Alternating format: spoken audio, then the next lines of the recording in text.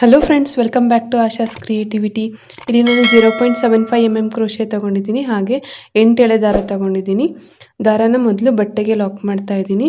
Lock ಆದಮೇಲೆ ನಾನು ಇಲ್ಲಿ ಒಂದು 4 ಚೈನ್ ಹಾಕ್ತಾ ಇದ್ದೀನಿ.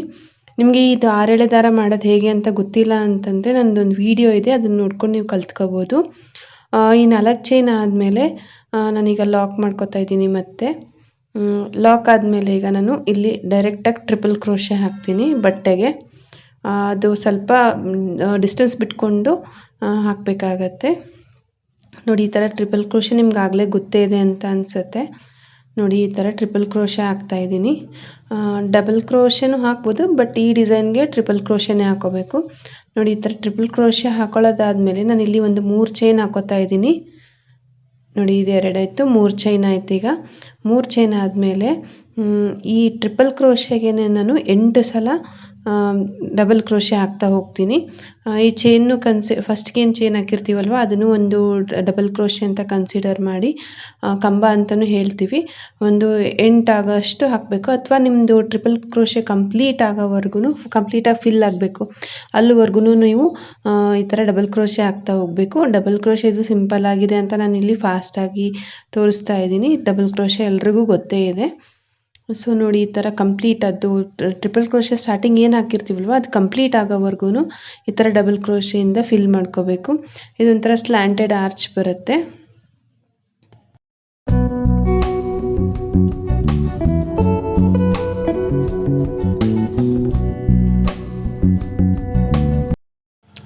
ಡಬಲ್ ಕ್ರೋಶೆ ಕಂಪ್ಲೀಟ್ ಆದಮೇಲೆ ಈಗ ನಾನು ಇಲ್ಲಿ ಎಲ್ಲಿಗೆ ಬರುತ್ತೋ ಅಲ್ಲಿಗೆ ಇದನ್ನ ಮೊದಲು ಲಾಕ್ ಮಾಡ್ಕೋತಾ ಇದ್ದೀನಿ.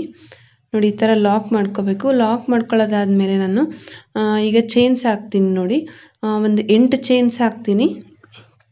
8 ಚೈನ್ ಹಾಕೋದು ಅಥವಾ ನಾವು ಏನು ಡಬಲ್ ಕ್ರೋಶೆಯಿಂದ ಫಿಲ್ ಮಾಡಿರ್ತೀವ ಸ್ಲ್ಯಾಂಟೆಡ್ ಆರ್ಚು, ಅದ್ರದ್ದು ಇನ್ನೊಂದು ಎಡ್ಜ್ವರೆಗೂ ಎಷ್ಟು ಡಿಸ್ಟೆನ್ಸ್ಗೆ ಎಷ್ಟು ಚೈನ್ ಬೇಕೋ ಅಷ್ಟನ್ನು ಹಾಕೋಬೇಕು.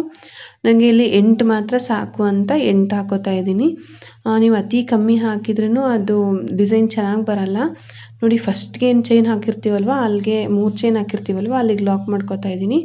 ಲಾಕ್ ಆದಮೇಲೆ ಈಗ ನಾನು ಮತ್ತೆ 2 ಚೈನ್ ಹಾಕೋತೀನಿ. 2 ಚೈನ್ ಆದಮೇಲೆ ನಾನು ಮತ್ತೆ 2 ಸಲ ಡಬಲ್ ಕ್ರೋಶೆ ಹಾಕೋತಾ ಇದ್ದೀನಿ. ಈ ಚೈನ್ ಏನು 2 ಚೈನ್ ಹಾಕಿರ್ತೀವಲ್ವ ಅದನ್ನು ಒಂದು ಡಬಲ್ ಕ್ರೋಶೆ ಅಂತ ಕನ್ಸಿಡರ್ ಮಾಡಿ, ಸೊ ಇನ್ನೆರಡು ಡಬಲ್ ಕ್ರೋಶೆ ಹಾಕ್ತಿದ್ದೀನಿ. ಒಟ್ಟಿನಲ್ಲಿ 3 ಡಬಲ್ ಕ್ರೋಶೆ ಹಾಕ್ದಂಗೆ. ಇದಾದಮೇಲೆ ಈಗ ಒಂದು ಸಲ ಲಾಕ್ ಮಾಡ್ತಾ ಇದ್ದೀನಿ. ಇದು ಒಂದು ಪೆಟಲ್ ಥರ ಫಾರ್ಮ್ ಆಗುತ್ತೆ. ನಾನು ನೆಕ್ಸ್ಟ್ ಮತ್ತೆ 3 ಡಬಲ್ ಕ್ರೋಶೆ ಹಾಕ್ಕೊಂಡು ಮತ್ತೆ ಲಾಕ್ ಮಾಡ್ತೀನಿ. ಈ ಪ್ಯಾಟರ್ನ್ ಇದರಲ್ಲಿ 3 ಸಲ ಬರುತ್ತೆ. ಅಥವಾ ನಿಮ್ಮದು ಡಿಸೈನ್ ಸ್ವಲ್ಪ ದೊಡ್ಡದಾಗಿದ್ದರೆ 4 ಸಲ ಬೇಕಿದ್ದರೂ ಬರ್ಬೋದು. ನಾನು ಇಲ್ಲಿ 8 ಎಳೆ ದಾರ ತೊಗೊಂಡಿರೋದ್ರಿಂದ ಸ್ವಲ್ಪ ಡಿಸೈನ್ ತಿಕ್ಕಾಗಿ ಬರುತ್ತೆ. ಸೊ 3 ಪೆಟಲ್ಸ್ ಬರೋ ಥರ ಮಾತ್ರ ಹಾಕ್ತಾಯಿದ್ದೀನಿ.